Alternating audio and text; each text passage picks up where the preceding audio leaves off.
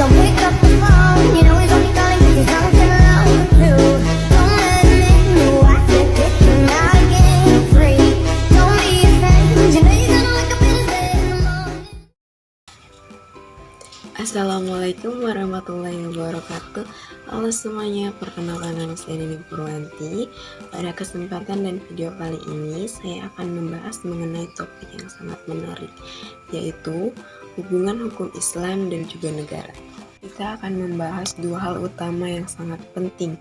Yang pertama adalah perbedaan antara hukum Islam dan juga Qanun al-Wadi, yaitu hukum positif. Kemudian yang kedua adalah perbedaan hukum Islam dan juga negara. Pertama-tama, mari kita bahas apa itu hukum Islam. Hukum Islam adalah aturan-aturan yang berasal dari wahyu Allah, yaitu Al-Quran dan juga sunnah Rasulullah SAW. Ia juga berkembang melalui ijtihad para ulama.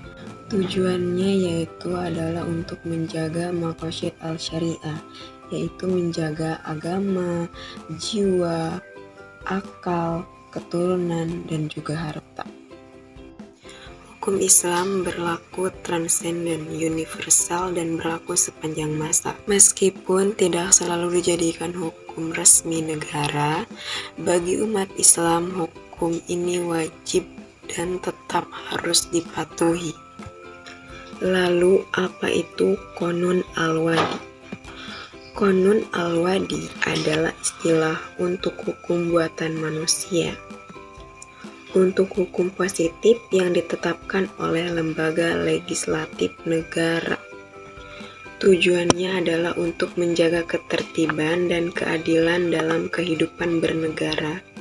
Hukum ini berubah-ubah sesuai dengan kebutuhan masyarakat dan kondisi politik.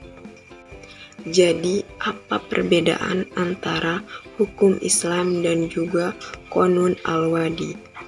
Yang pertama adalah dilihat dari sumbernya. Hukum Islam itu dari wahyu Allah yang langsung dari Allah. Kemudian Qanun al-Wadi adalah dari manusia. Kemudian dilihat dari sifatnya.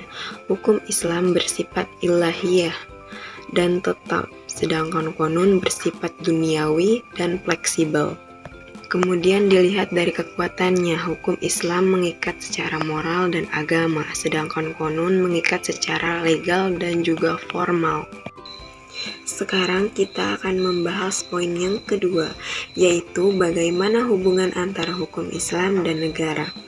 Hubungan ini bisa dikategorikan dalam beberapa pola.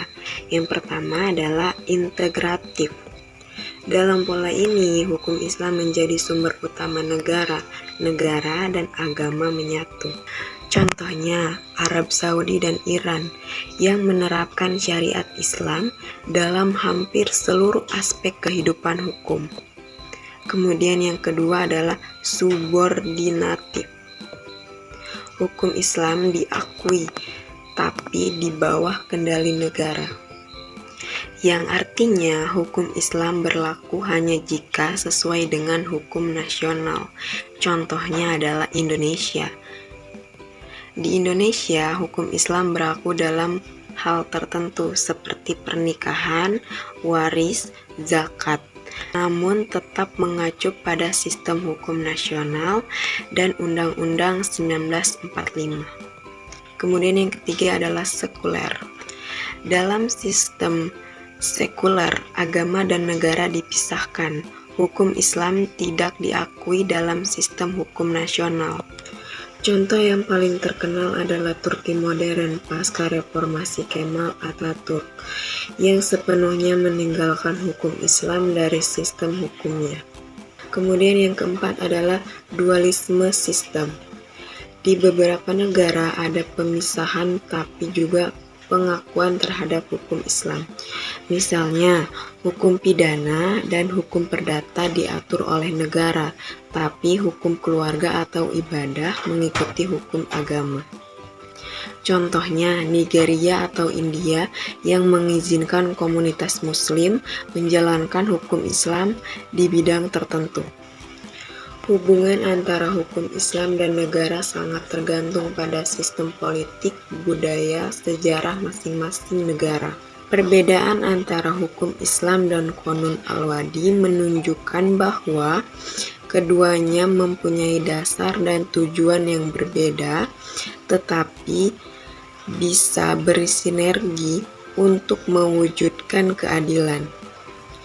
Di negara mayoritas Muslim seperti Indonesia, tantangan kita adalah menjaga nilai-nilai Islam sembari tetap menghormati konstitusi dan keberagaman bangsa. Itulah tadi pembahasan singkat terkait hubungan hukum Islam dengan negara. Terima kasih atas perhatiannya. Semoga video ini bermanfaat. Akhir kata, wabillahi taufiq wal hidayah. Wassalamualaikum warahmatullahi wabarakatuh.